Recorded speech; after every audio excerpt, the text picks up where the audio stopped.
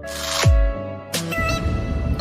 everyone! Welcome to today's lesson on the fascinating world of cement production. In this video, we'll explore how cement, a key ingredient in concrete, is made step by step, and we'll highlight the important science concepts behind each part of the process. So, whether you're a student, engineer, or just curious about the process, stay tuned! It all begins with raw materials.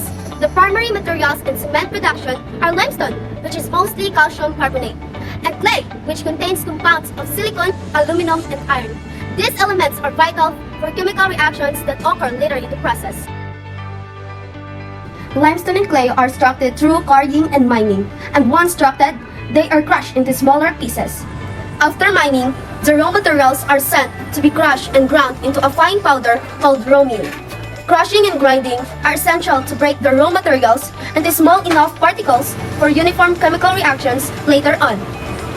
Grinding the materials into raw meal allows for better control over the chemical composition, ensuring consistency in the final product. Next, the raw meal is heated in the preheater tower using hot gases from the kiln. This removes moisture from the material and starts the breakdown of compounds before they enter the kiln. In the precalciner, the temperature rises further, and the K chemical reaction begins.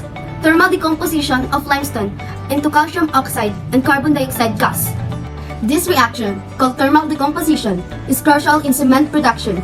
The heat causes the calcium carbonate in limestone to break down into calcium oxide, also known as quicklime, and carbon dioxide, which is released into the atmosphere. Now, for the most critical part, the rotary kiln. In the kiln, raw materials are heated to incredibly high temperatures, up to 1,500 degrees Celsius. This causes them to undergo further chemical reactions and form clinker, which is the intermediate product of cement.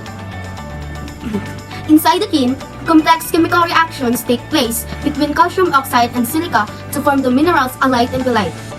Once the clinker is formed, it needs to cool down quickly to preserve its properties. The final step is grinding the cooled clinker and gypsum into the fine powder we know as cement.